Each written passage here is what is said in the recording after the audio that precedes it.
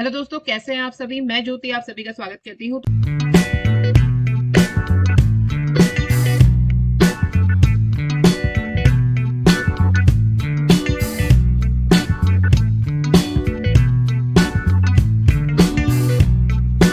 तो हम पढ़ रहे हैं उत्तराखंड की हिस्ट्री। इससे पहले अगर आपने वीडियोस नहीं देखी हैं जिसमें हमने ट्राइब और कत्यूरी डायनेस्टी के बारे में पढ़ा है तो आप उस वीडियो को जाके जरूर देख लें। हमने कुलिन वंश, पौरव वंश की भी चर्चा करी है और आज हम पढ़ने वाले हैं मिडाइवल पीरियड। इसमें हम कवर करेंगे आपकी चंद डायनेस्टी। तो चंद डायनेस्टी के बारे में आज हम देखेंगे कि चंद डायनेस्टी ने किस प्रकार जो कुमाऊं का क्षेत्र है, कुमाऊं का जो एरिया है, वहां पे अपना शासन किया। उसमें कौन कौन से राजा आए, उनका प्रशासन कैसा था और उनके परमार वंश के साथ जो संघर्ष हुआ उन सब के बारे में भी इसमें हम डिटेल से पढ़ेंगे।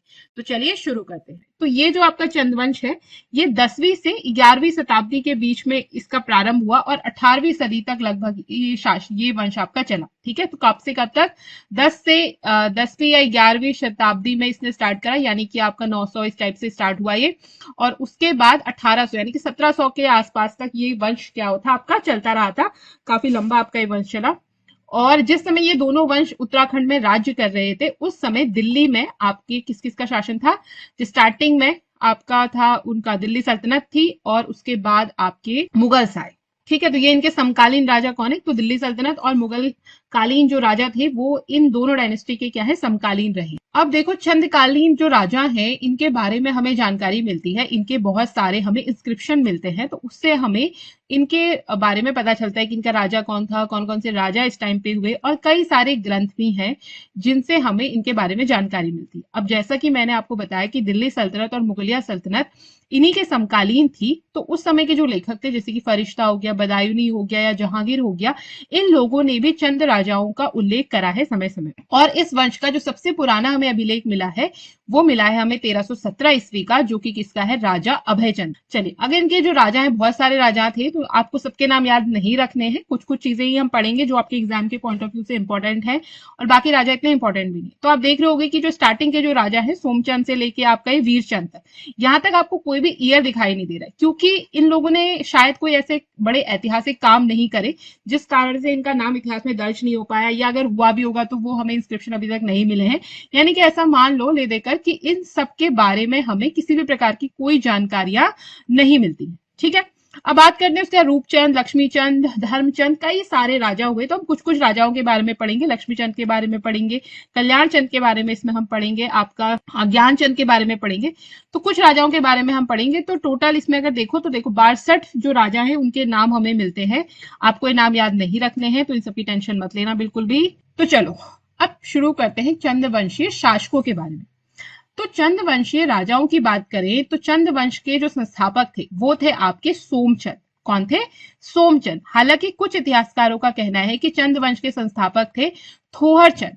ठीक है, लेकिन इस बारे में कोई भी पुख्ता प्रमाण नहीं मिलते हैं, तो आप यही ध्यान रखना कि चंद्रवंश का संस्थापक कौन है? आपका सोमचंद है। इसके पीछे एक कहानी है बहुत अच्छी सी कि सोमचंद क्या हुआ, इलाहाबाद के झूसी नामक स्थान में रहते थे। एक बार जब वो उत्तराखंड में तीर्थ यात्रा करने के लिए आए तो उत्तराखंड में उनकी मुलाकात काली कुमाऊं में शासन कर रहे एक कत्यूरी वंश के राजा से हुई। उस कत्यूरी वंश का जो राजा था वो सोमचंद से काफी प्रभावित हो गया।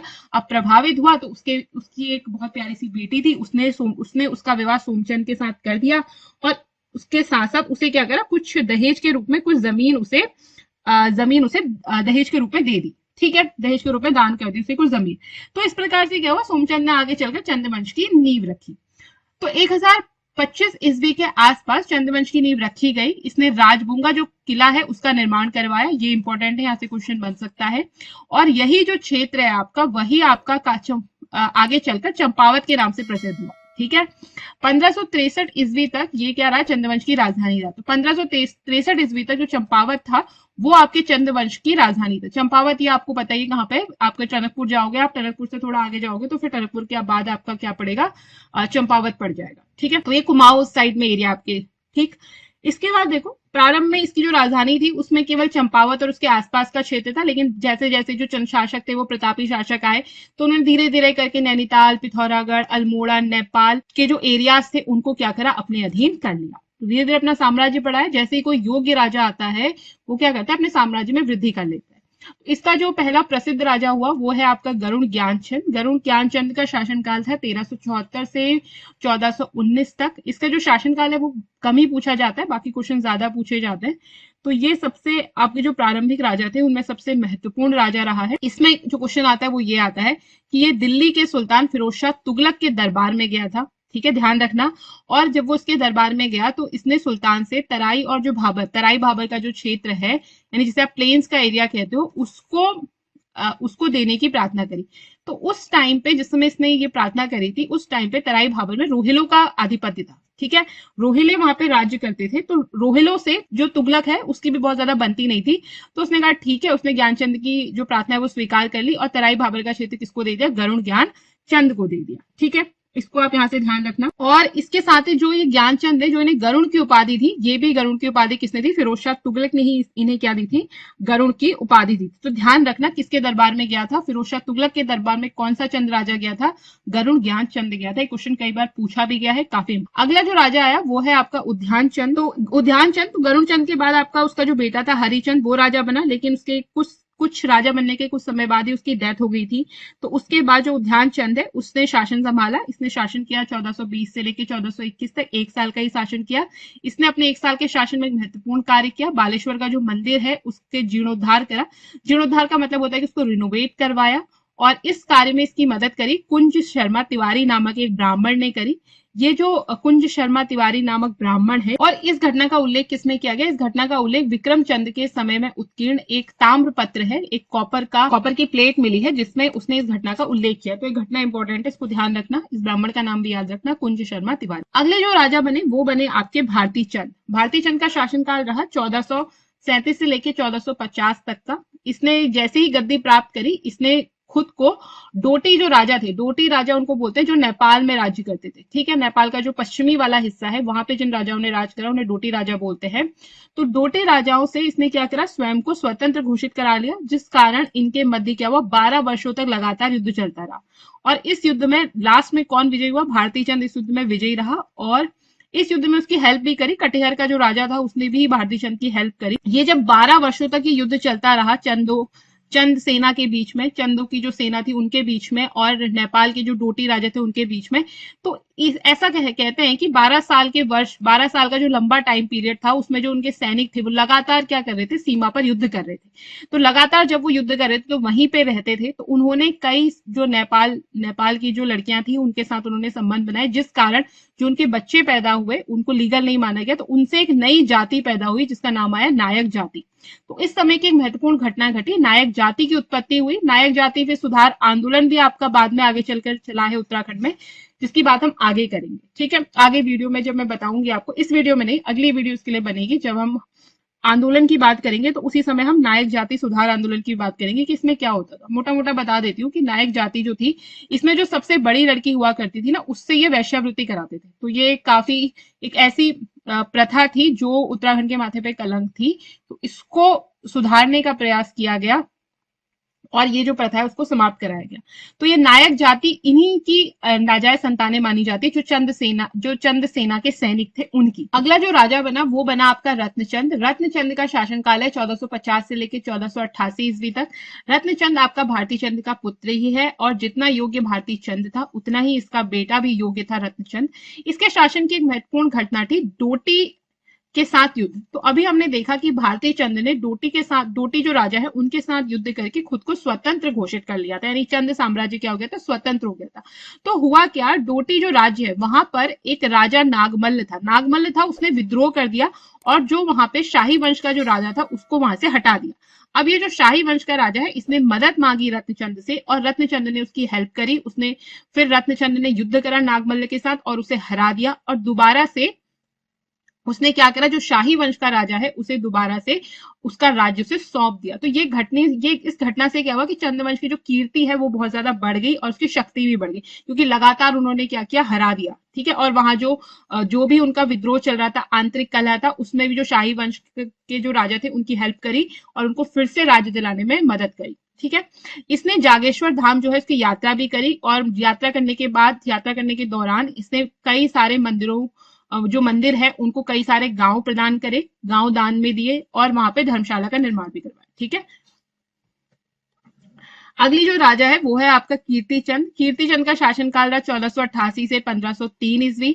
ये आपका रत्नचंद का पुत्र था। कीर्तिचंद के समय की महत्वपूर्ण घटना है कि इसने तराई में जसपुर के निकट एक नगर की स्थापना करी जिसका नाम रखा गया कीर्ति नगर। तो अपने नाम से ही इसने क्या करा, कीर्ति नगर की स्थापना करी। और जब कीर्तिचंद राजा बना तो उस समय डोटी राज्य ने क्या करा, स्वतंत्र होने के बहुत सारे प्रयास करे, लेकिन इसने जो विद्रोह है उसको दबा दिया और फिर से डोटी राज्य को अपने अधीन कर लिया। और इसके साथ साथ इसने बारामंडल, बिसौत, खगमारा कोट, स्यूनरा, पाली पछाऊ को भी चंद राज्य में शामिल कर लिया। अगला है आपका बालो कल्याण चंद। बालो कल्याण चंद जो था वो भीष्म चंद का दत्तक पुत्र था, यानी सगा बेटा नहीं था, गोद लिया हुआ बेटा था। कौन, आपका बालो कल्याण चंद। इसने राज्य की राजधानी 1563 ईस्वी में खगमाराकोट यानी अल्मोड़ा स्थानांतरित करी।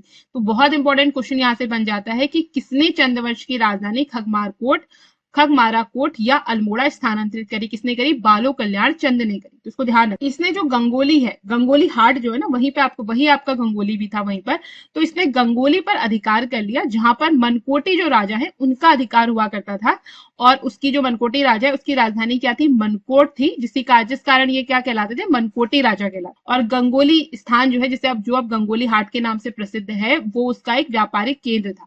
तो इसने क्या किया, बालो कल्याण चंद ने इस मनकोटी राजा को हराकर वहां पर भी अपना आधिपत्य स्थापित कर लिया था। ठीक है, चलिए अगला है आपका रुद्रचंद। रुद्रचंद, इसके काल में जो महत्वपूर्ण घटना हुई वो ये हुई कि हुसैन खान ने कुमाऊं के क्षेत्र पर आक्रमण किया था। ठीक है, ये लखनऊ का एक सूबेदार था आपका हुसैन खां, उसने रुद्रचंद के शासनकाल में आक्रमण किया था। ध्यान रखना, ये इसके समय की महत्वपूर्ण घटना है।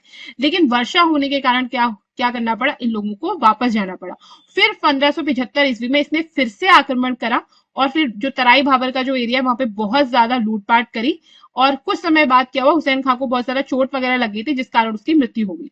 और रुद्रचंद ने इसका लाभ उठाया और मुसलमानों को तराई से पूरी तरीके से भगा दिया। ठीक है, और इसके बाद जो रुद्रचंद है वो मुगल बादशाह अकबर से मिलने पहुंचा। तो ये क्वेश्चन आपका यहां से बन जाता है कि अकबर से मिलने कौन सा चंद राजा गया था, तो कौन गया था, रुद्रचंद गया था।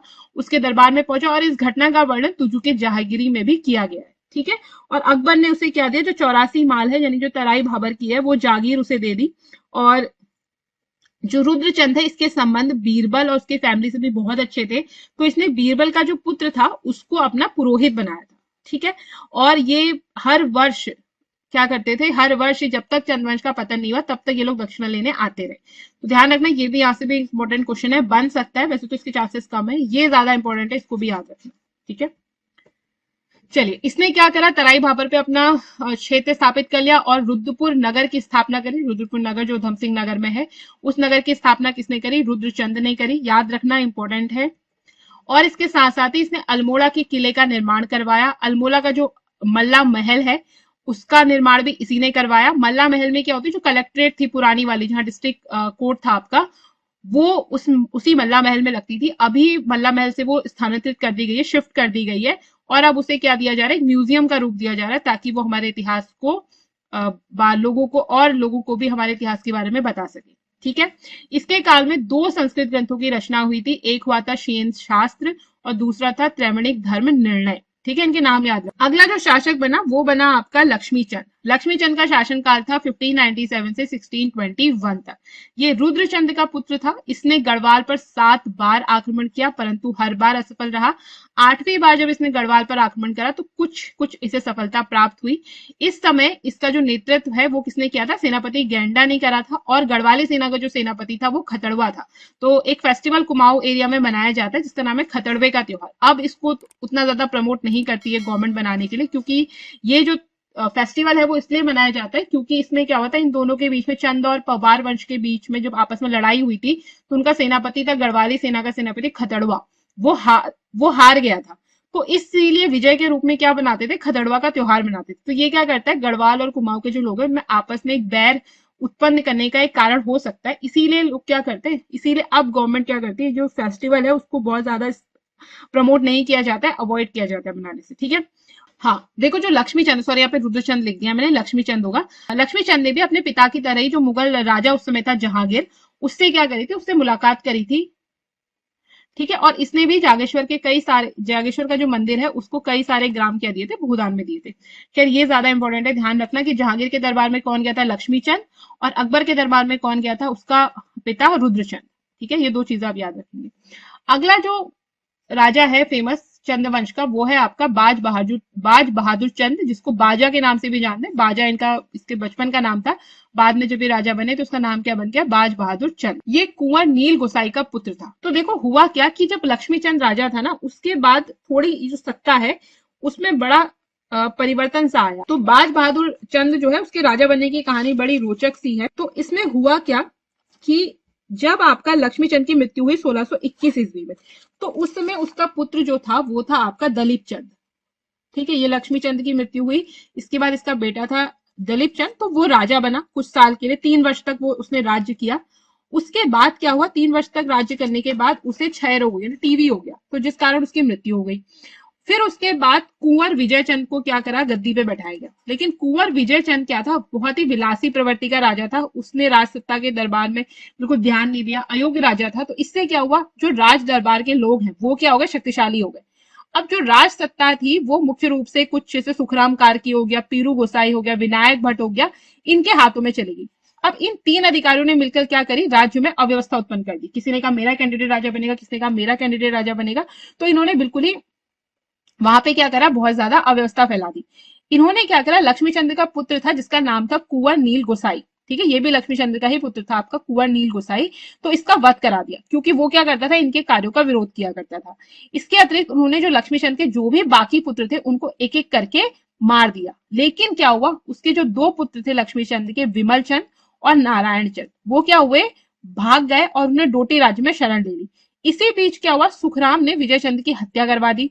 अब जो मेहरा और फरत्याल दल है उनमें आपस में क्या होने लगा, उनमें आपस में कि हमारा कैंडिडेट राजा बनेगा, हमारा कैंडिडेट राजा बनेगा का संघर्ष होने लगा। अब मेहरा दल के जो लोग हैं वो त्रिमल चंद को चाहते थे राजा बनाना, और फरत्याल दल के लोग चाहते थे कि वो नारायण चंद को राजा बनाए। ठीक है, तो आपस में इन दोनों ने क्या करा, लड़ना झगड़ना शुरू कर दिया। और एंड में क्या हुआ कि एंड में जो त्रिमल चंद है वो क्या हुआ, वो राजा बना। तो त्रिमल चंद क्या बन गया, आपका राजा बन गया, मेहरा जो दल है उनके समर्थन से। त्रिमल चंद जब राजा बना तो उसकी कोई भी संतान नहीं थी, और इसी बीच उसे पता चला, तो इसी बीच उसने क्या करा, विजय चंद के समय जो भी अत्याचार हुए, अत्याचार से जो भी उसके रिश्तेदार या वंशज बच गए थे उनका पता लगवाना शुरू करा। इसी बीच उसे पता चला कि कुंवर नील गोसाई का एक पुत्र है जिसे बाजा बोलते हैं, वो क्या है, जीवित है। तो बाजा को, जैसे ही उसे पता चला कि वो बाजा जिंदा है, तो बाजा को महल में क्या हुआ, एक दासी थी, वो किसी तरह छुपाकर लेकर आई, राजपुरोहित की जो पत्नी थी उसको उसने सौंपा, और त्रिमल चंद ने अंदर ही अंदर क्या करा, बाजा को गोद ले लिया। तो ताकि और लोगों को पता ना चले कि हाँ ये जिंदा है, इस टाइप से एक पूरी बढ़िया सी स्टोरी फिल्म बन सकती है इस पर। तो इस प्रकार क्या हुआ, जो बाज बहादुर चंद है वो क्या बन गए, राजा बन गए। अब उन्होंने गोद ले लिया त्रिमल चंद ने। त्रिमल चंद ने जब उन्हें गोद लिया तो और उन्हें उत्तराधिकारी भी नियुक्त कर दिया। तो त्रिमल चंद की मृत्यु के बाद राजा कौन बना, बाज बहादुर चंद। ठीक है, तो बाज बहादुर चंद का आप नाम याद रखेंगे, स्टोरी नहीं भी याद रखोगे चलेगा, बट बाज बहादुर चंद आपका इंपॉर्टेंट। और ये किसका बेटा है, कुंवर नील गोसाई का पुत्र था और त्रिमल चंद का दत्तक पुत्र बना। ये मुगल बादशाह जो शाहजहां था उनका समकालीन था। इसने 1654 ईस्वी में शाहजहां से मुलाकात भी करी। तो ध्यान रखना, ये क्वेश्चन बहुत बार पूछे जाते हैं, कौन सा चंद राजा किस मुगल शासक के दरबार में गया था, किससे मिला था, वो ध्यान रखना, किसका समकालीन था वो भी ध्यान रखना। अब जिससे मिला है वो उसका समकालीन ही होगा, इस बात को आप याद रखेंगे। तो 1654 ईस्वी में इसने शाहजहां से मुलाकात करी। तो मुगल बादशाह ने उसे क्या करा, गढ़वाल अभियान में शामिल होने का आदेश दिया कि तुम क्या करो, उस समय जो मुगल सेनाएं हैं वो गढ़वाल अभियान के लिए जा रही थी, पवार जो राज्य है उस पर हमला करने के लिए। तो इन्होंने कहा कि तुम भी क्या करो, उनकी हेल्प करो। तो बाज बहादुर चंद है उसने भी अपनी सेना के साथ क्या किया, वो भी क्या करा, उनके साथ युद्ध में चल दिया। और इस सेना का नेतृत्व किया खलीउल्लाह खान ने किया। तो बाज बहादुर चंद ने वहां पर बहुत ज्यादा बहादुरी का प्रदर्शन करा, जिससे उसे खुश होकर बादशाह ने उसे किसकी उपाधि दी, बहादुर की उपाधि दी। ठीक है, तो वो बहादुर, यही जो बहादुर उनके नाम में आता है, वो उपाधि किसने दी है, आपके शाहजहां ने दी है, याद रखिएगा। उपाधि प्रदान करी और साथ में एक नक्कारा भी दिया। ठीक है, नक्कारा क्या होता है, बहुत बड़ा बाजा आपने देखा होगा, नगाड़ा बोलते हैं जिसे, डंका या धौसा भी कहते हैं, वो उसे क्या किया, उपहार में दिया। और इसके साथ साथ तराई पर अधिकार करने के लिए मुरादाबाद के सूबेदार रुस्तम खां को क्या करा, उसके साथ भेजा, ताकि वो क्या कर सके, तराई का जो क्षेत्र उसके हाथ से निकल गया उसको दोबारा से वो प्राप्त कर सके। फिर बाज बहादुर चंद ने क्या करा, तराई पर जो है अधिकार कर लिया और बाजपुर नगर की स्थापना कर दी। तो उधम सिंह नगर में एक और आपका नगर आता है बाजपुर। तो इस बाजपुर नगर की स्थापना भी किसने करी, एक चंद राजा ने करी, जिसका नाम क्या था, बाज बहादुर चंद। और इसके समय क्या हुआ, इसके समय जब आप शाहजहां राजा है, तो शाहजहां के बाद उसके पुत्रों में आपने हिस्ट्री में पढ़ा होगा कि उत्तराधिकार का युद्ध हो गया था। तो उत्तराधिकार के संघर्ष में जो शाहजहां है उसने तो दारा शिकोह को अपना उत्तराधिकारी बनाया था, लेकिन औरंगजेब ने क्या करा, दारा शिकोह को भगा दिया और उसके बदले वो खुद क्या बन गया, खुद राजा बन गया। अपने भाइयों को उसने मार दिया था और अपने पिता को उसने बंदी बना लिया था। तो दारा शिकोह का पुत्र था सुलेमान, वो बाज बहादुर के पास आया शरण लेने के लिए। अब बाज बहादुर के पास दुविधा हो गई, क्योंकि मुगलों से उसके संबंध अच्छे हैं, लेकिन वो औरंगजेब को भी नहीं चाहेगा गुस्सा करना। तो उसने क्या करा, उसने बड़े ही चतुर तरीके से सुलेमान को उसने पवार शासक के पास भेज दिया, कि बहुत सारा उसे धन दिया और कहा कि तुम वहां पवार राज्य चले जाओ, और सुलेमान को वहां भेज दिया। उसने इसको शरण नहीं दी। फिर सुलेमान, फिर जो पवार वंश में उस समय राजा था, उसने क्या करी, दारा शिकोह के पुत्र को शरण दी। इसके बारे में हम पढ़ेंगे जब पवार वंश पढ़ेंगे। और इसने क्या करा, इसने हुड़ियों का दमन करा और जो आपका तिब्बत भूटांतिक व्यापारिक मार्ग है उसको भयमुक्त कर दिया, क्योंकि वहां उस व्यापार से चंद राजाओं को बहुत ज्यादा आय होती थी। तो इन्होंने तिब्बत और भोटियाओं के बीच में जो व्यापार होता है, उस व्यापारिक मार्ग को, जितने भी वहां जो हुड़ी वगैरह जो उनपे लूटपाट किया करते थे, सबका दमन करा, ताकि व्यापार अच्छे से चल सके। इसने पिथौरागढ़ स्थित व्यास घाटी को भी क्या करा, चंद राज्य में मिला लिया। और बाज बहादुर चंद पवार राज्य में जब इसने विजय प्राप्त करी, तो वहां से नंदा देवी की मूर्ति भी साथ लेकर आया, जिसे इसने अपने अल्मोड़ा के किले में स्थापित किया। तो ध्यान रखना इसे भी। और मां नंदा देवी ही चंद्रवंश की क्या है, कुल देवी। कई बार क्वेश्चन पूछ लेते हैं चंद्रवंश की कुल देवी कौन थी, तो चंद्रवंश की कुल देवी थी आपकी नंदा देवी। बाज बहादुर चंद ने थल यानी कि जो पिथौरागढ़ के पास है, वहां पर एक मंदिर भी बनवाया, जिसका नाम है एक हथिया देवाल मंदिर।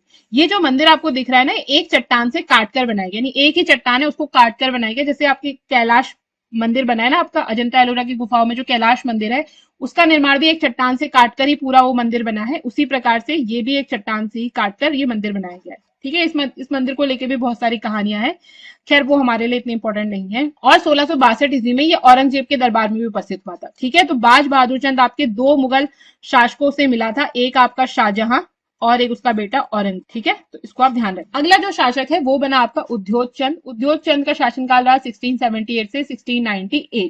देखो इनका जो ईयर मैं आपको बता रही हूँ वो आप वैसे करके याद रखना, और किसके बाद कौन सा राजा है इसका क्रम भी आप ध्यान रखना, क्योंकि कई बार क्वेश्चन पूछ सकता है। वैसे तो अभी तक तो नहीं पूछा गया है, लेकिन देखो पूछ भी सकता है, तो ध्यान रख लेना थोड़ा सा। ठीक है, उद्योग चंद जो था वो था आपका बाज बहादुर का पुत्र। इसने 1678 इसमें पवार राज्य के बधानगढ़ पर आक्रमण किया था और वहां पर इसने अधिकार कर लिया था। ये इसके समय की इंपॉर्टेंट घटना थी, याद रखना। इसके काल में एक और चीज हुई, इसके काल में संतारा का जो शाहू महाराज है उसका राजकवि, ठीक है, ये शिवाजी का पौत्र था, यानी कि उसका ग्रैंडसन था शिवाजी का। ठीक है, कौन, सतारा का शाहू महाराज। उसका जो राजकवि था मतीराम, वो आया था चंद राजा के दरबार में। तो ये यहां से इंपॉर्टेंट बन जाता है। ठीक है, अल्मोड़ा में जो आपका त्रिपुर सुंदरी और पार्वतेश्वर मंदिर है उसका निर्माण भी इसी ने कराया था, उद्योग चंद ने या अद्योग चंद ने। अगला जो राजा आया वो आया आपका ज्ञानचंद। ज्ञानचंद ने भी पवार राज्य पर आक्रमण किया और वहां बहुत ज्यादा लूटपाट करी। इसके साथ लूटपाट करने के साथ ही वहां से नंदा देवी की सोने की प्रतिमा लेके आ गया, जो अभी अल्मोड़ा के नंदा देवी मंदिर में इसने क्या करी, फिर स्थापित करी। ठीक है, तो यहां से क्वेश्चन बन जाता है, ये आपका इंपॉर्टेंट है। और इसने कत्यूर घाटी में भी बद्रीनाथ मंदिर का निर्माण करवाया। कत्यूर घाटी आपकी बागेश्वर में ना, वहां इसने बद्रीनाथ मंदिर का निर्माण करवाया। इसने बैजनाथ मंदिर जो है उसका जीर्णोद्धार भी करवाया। अगला जो शासक है वो है आपका जगत चंद। जगत चंद ज्ञानचंद का ही पुत्र था। इसके शासनकाल को कुमाऊं का स्वर्ण काल भी कहा जाता है, इसको ध्यान रखना। इसने भी मुगलों के साथ अपने संबंध अच्छे बनाए और मुगल शासक बहादुर शाह को कई सारे कीमती उपहार जो है वो भेंट। अगला जो शासक बना वो बना आपका देवीचंद। देवीचंद आपका जगत चंद का पुत्र था और महाराज श्री देवी सिंह गुसाई का एक तामपत्र है, उसमें इसे चंद्रवंश का तुगलक कहा गया या मोहम्मद तुगलक कहते हैं। तो ध्यान रखना, ये क्वेश्चन कई बार पूछा जाता है कि चंद्रवंश का तुगलक किसे बोलते हैं, तो चंद्रवंश का तुगलक बोलते हैं देवी चंद को। ठीक है, और इसने मुगल सेना से युद्ध करा था और पराजित हो गया और लास्ट में इसने ठाकुर द्वारा में शरण ली और 1626 में इसकी हत्या करवा दी गई इसके मंत्रियों द्वारा। ठीक है, तो आप इसको ध्यान रखना। देखो मैं आपको वो चीजें बता रही हूँ जो जो इंपॉर्टेंट है आपके एग्जाम के पॉइंट ऑफ व्यू से। ठीक है, अगला है कुछ कुछ क्वेश्चन और पूछ लिए जाते हैं, जैसे कि अल्मोड़ा में चौमहला महल किसने बनवाया, तो चौमहला महल बनाया था कल्याण चंद्र बहादुर ने, इसको ध्यान रखना। फिर 1790 ईस्वी में नेपाल के गोरखाओं ने क्या करा, उस समय जो राजा था महेंद्र चंद, उसको हवलबाग के पास एक बहुत साधारण सा युद्ध हुआ, क्योंकि यहां से क्या हुआ था, ज्ञानचंद आपका आखिरी अच्छा राजा था, जगतचंद भी अच्छा राजा था। जगतचंद के बाद फिर क्या हुआ, जो चंद वंश है उसका पतन प्रारंभ हो गया था। तो फिर 1790s भी आते आते जो नेपाल के जो गोरखा थे उन्होंने क्या करा, महेंद्र चंद्र को हरा दिया, और महेंद्र चंद्र को हराकर जो संपूर्ण कुमाऊं का क्षेत्र है उसे कब्जे में ले लिया, और इस प्रकार कुमाऊं क्षेत्र में 1790 ईस्वी में गोरखाओं ने अपना साम्राज्य स्थापित कर लिया। ठीक है, फिर हम गोरखा काल के बारे में बात करेंगे आगे। तो ये था आपका चंद्रवंश। अब बात कर लेते हैं इसके प्रशासन की। तो चंद्रवंश का जो प्रमुख या शीर्ष होता था, उसका न्यायाधिकारी कौन होता था, आपका राजा होता था, यानी कि शीर्ष पे कौन है, राजा है। सेनापति जो है उसके लिए बख्शी नाम यूज किया जाता था। मेहरा और फरत्याल जो गुट थे, जो पदाधिकारी थे, वो राजा को परामर्श देने का काम किया करते थे, एडवाइस देते थे। और चंदों के शासनकाल में जो दीवान का कार्य करते थे उन्हें जोशी कहा जाता था। जैसे जोशी अभी कास्ट हो गई है ना, तो उस समय जो भी व्यक्ति दीवान का कार्य करता था उसे क्या बोलते थे, जोशी बोलते थे। और ये दीवान का जो पद है वो आपके प्राइम मिनिस्टर के समतुल्य होता था। ठीक है, मतलब प्राइम मिनिस्टर के समान होता था।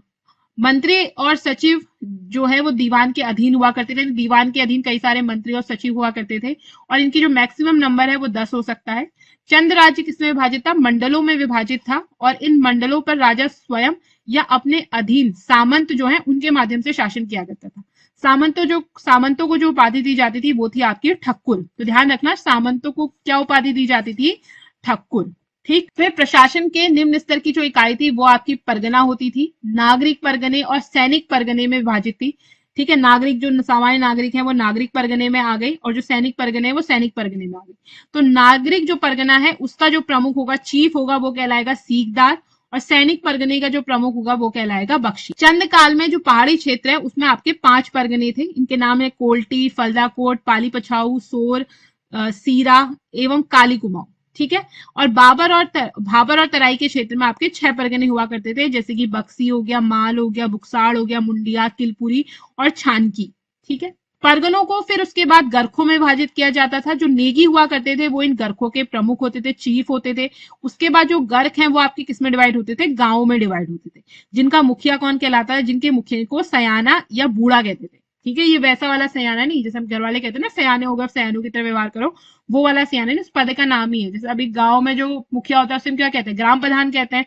तो उस समय जो गर्खों का जो मुखिया हुआ करता था, कई सारे गांव से मिलकर एक गर्ख बनता था, उसका जो मुखिया होता था सयाना अथवा बूढ़ा कहते थे। ठीक है, तो चंद्र प्रशासन को एक ब्रीफ तरीके से देख लो। तो पहले राज्य होगा, राज्य कई मंडलों में विभाजित था, मंडल कई परगनों में विभाजित थे, परगने कई गर्खों में विभाजित थे, गर्खे कई गांव में विभाजित थे। ठीक है, इस प्रकार। अब देखो इन्होंने क्या किया था कि प्रशासनिक सुविधा के लिए, अब यानी कि अपने एडमिनिस्ट्रेशन की कन्वीनियंस के लिए प्रजा को कई सारे भागों में विभाजित कर दिया गया। जैसे कि 4 बूढ़ा में आते थे आपके बोरा, तड़ागी, चौधरी और कार्की। 5 थोक, ये नाम है, ठीक है, इनका कोई मतलब नहीं है, बस ये नाम है। 5 थोक में हो गए मेहरा, फरत्याल, देव, ढेक, खड़ाय। 4 चौथानी में हो गया आपका देवलिया, सिमल्टिया, पांडे, तिवारी, बिष्ट, ब्राह्मण, ये आ गए। 6 घरिया में हो गए आपके जोशी, पंत, पांडे, झा, तिवारी, भट्ट, पाठक। उसके बाद 12 अधिकारी में आपके लटवाल, बेंडवाल, खतेड़ी, सोनी, सेनी, लाड, मबाल इत्यादि। देखो अब ये कास्ट हो गई है आपकी। पंच पीढ़िया वर्ग कहलाता था। 4 चौथानी और 6 घरिया आपके क्या है, ये पंच पीढ़िया वर्ग में आ जाएगा। और जो आपके पौरी और 15वां विश्वा के लोग थे वो शूद्र प्रजा में आ जाते थे। ठीक है, तो इस प्रकार से लगभग इन सब पार्ट्स में क्या किया था, इन्होंने प्रशासनिक सुविधा के लिए प्रजा को डिवाइड कर दिया था। ठीक है, कि 4 बूढ़ा में ये लोग आएंगे, 5 थोक में ये, 4 चौथानी में ये, 6 घरिया में ये, 12 अधिकारी में ये लोग आ जाएंगे, पंच पीढ़िया वर्ण में ये लोग आएंगे, शूद्र प्रजा में ये आएंगे। तो उस हिसाब से फिर इनके नियम वगैरह वो सब वो मैनेज करते थे। ठीक है, तो आप इनके नाम याद रखना कि 4 बूढ़ा क्या है, 5 थोक क्या है, 4 चौथानी, इनका संबंध किस चीज से है। और चंद राजाओं ने 36 प्रकार के टोटल कर लगाए थे, जिनको छत्तीसी भी कहा जाता है। ठीक है, तो ध्यान रखना। और जो आपका टैक्स होता था वो आपका ये उपज यानी जो भी प्रोडक्शन होता था उसका छठा भाग क्या करते थे, कर के रूप में लेते थे, जिसे गल्ला छहाड़ा कहा जाता था। तो ये याद रखना, ठीक है। गल्ला चहाड़ा क्या है आप, तो ये गल्ला चहाड़ा है। जैसे अभी गवर्नमेंट हमसे टैक्स लेती है ना हमारे इनकम पे, या कोई भी चीज खरीदो हर चीज में टैक्स लेती है, तो वैसे ये लोग क्या करते थे, उस समय कृषि होती थी, तो कृषि में जो भी उपजा उसका जो छठा भाग है वो क्या करेंगे, टैक्स के रूप में वसूल कर लेते थे, जिसे गल्ला चहाड़ा कहते थे। और इनका जो राज्य चिन्ह था वो गाय, काफी इंपॉर्टेंट है पूछना, मतलब पूछा जा सकता है। और इनके सिक्कों, मोहरों और झंडों पर क्या है, गाय का चिन्ह अंकित था। ये शिव भगवान के उपासक हुआ करते थे और इन्होंने कत्यूरी शैली में देवी शिव, सूर्य, गणेश, विष्णु के कई सारे मंदिर बनवाए। और बैजनाथ का जो लक्ष्मी नारायण मंदिर है वो इन चंदों ने ही बनवाया है, ठीक है। अब इनके लैंड रेवेन्यू सिस्टम की बात करें तो व्यवस्था का जो आधार है वो आपका टैक्स हो गए और लैंड रेवेन्यू, इसी से क्या होती थी, इनकी कमाई हुआ करती थी। और चंदों के समय, ये तो मैंने भी बता दिया, सभी प्रकार के जो कर है वो 36 कहलाते थे और 32 कलम नाम से थे। 36 रकम नाम से इनके कर थे और 32 कलम नाम से कर थे, ठीक है। 36 प्रकार के राजकरों को 36 कहा जाता था। थातवान जो होता था, ये देखो ये वर्ड याद रखना, ये पूछे जाते हैं पेपर में। थातवान जो है ये राजा द्वारा रौत गूढ़ के रूप में जमीन प्राप्त होती थी, ठीक है। इन्हें खायकर जो होते थे वो नगद और अनाज के रूप में कर देते थे, जबकि जो सिरतान हुआ करते थे वो नगद क्या देंगे, कर देंगे, ठीक है, यानी पैसे देंगे, कैश। और जो आपके खायकर हैं वो नगद के रूप में भी दे सकते हैं और अनाज के रूप में भी क्या कर सकते हैं, कर दे सकते हैं। इसके बाद जो कैनी हुआ करते थे, जो भूदास थे उन्हें कैनी बोलते थे। और इनका प्रमुख कार्य क्या होता था, जो छहाड़े हैं उनको राजधानी तक पहुंचाना होता था, इनका कार्य, किनका, कैनी। अगला है प्रधान का कार्य क्या होता था कि वो गांव से मालगुजारी जो है वसूल करेगा, जो भी टैक्सेस है उनको वसूल करेगा। न्याली, ज्यूला, ये क्या होते थे, ये उस समय की भूमि को मापने की इकाइयां थी। नाली तो अभी भी यूज होता है, नाली हो गया, ज्यूला हो गया, ज्यूला आपके 10 कुंटल के बराबर होता था। अधाली हो गया, मसा हो गया, ये सब क्या है, उस समय के पैमाने हुआ करते थे। जैसे कि अभी आप भूमि नापते हो ना स्क्वायर फीट में, हेक्टेयर में, बीघा में, तो उसमें ऐसे नापते थे। हर्षदेव जोशी और हरक देव जोशी को कुमाऊं का किंग मेकर भी कहते हैं, क्योंकि इन लोगों ने क्या किया था, कुमाऊं में चंद वंश में इनका बहुत ज्यादा प्रभुत्व था, किसको राजा बनाना है किसको नहीं बनाना है, बहुत ज्यादा इनके हाथ में हुआ करता था। इसीलिए हर्षदेव जोशी या हरक देव जोशी दो नाम इनके आते हैं। हर्षदेव जोशी, ध्यान रखना, कुमाऊं का किंग मेकर किसे कहते हैं, हर्षदेव जोशी को कहते हैं, ठीक है। और राहुल संकृत्यायन आपके इतिहासकार है बहुत बड़े, वो इन्हें विभीषण भी कहा है, ठीक है। उसने हर्षदेव जोशी को क्या बोला, विभीषण भी। चंद राजाओं के शासनकाल में कुमाऊं क्षेत्र में जो भूमि निर्धारण करने का कार्य होता था वो ग्राम प्रधान या मुखिया ही करता था। चंद राजाओं के शासनकाल में कुमाऊं क्षेत्र में भूमि निर्धारण का कार्य हुआ और इसके साथ साथ ही ग्राम प्रधान और मुखिया जो नियुक्त करने की परंपरा शुरू हुई वो चंद का राजाओं के काल से ही शुरू हो गई थी, ठीक है। गांव में जो आपके मुखिया बनते हैं ना, प्रधान, अब इलेक्शन भी होने वाले होंगे, तो ये बहुत पुरानी परंपरा है, चंद काल से चली आ रही कि गांव का एक मुखिया होगा, प्रधान होगा, ठीक है। तो ये तब इनके काल से क्या हुई, ये परंपरा शुरू हुई। और चंद शासन जो है वो ऑल ओवर बहुत अच्छा रहा। कुमाऊं वंश में, कुमाऊं क्षेत्र में उस समय काफी उन्नति हुई। जो आपका भोटांतिक तिब्बत व्यापार है वो काफी फला फूला इनके शासनकाल में, क्योंकि बाज बहादुर चंद ने उनको काफी सुविधाएं प्रदान करी, उनका रक्षण करा, जो भी आपके डकैत हैं उनसे। तो अच्छा शासन रहा चंद वंश का, ठीक है। और काफी लंबे समय तक इन्होंने कुमाऊं वंश में शासन करा। चंद काल के कुछ प्रमुख कर हैं, तो पेपर में आपसे कर पूछे जाते हैं कि कौन सा कर किससे रिलेटेड है, तो इसको आप याद कर लेना। सिरती कर किस लिए होता है, रखिया कर किस लिए है, मांगा कर, खेनी कपालनी, कटक कर, टांड कर, ठीक है। तो ये तो याद करने वाली चीज है, आप इनको याद कर लीजिएगा। आशा करती हूँ आपको ये वीडियो अच्छी लगी होगी। ऐसी ही वीडियो देखने के लिए हमारे साथ जुड़े रहिए और अगर वीडियो अच्छी लग रही है तो उसे अपने दोस्तों के साथ शेयर करना ना भूलें। हमारे चैनल को सब्सक्राइब जरूर करें और वीडियो को लाइक कर दें। Thanks for watching and keep learning.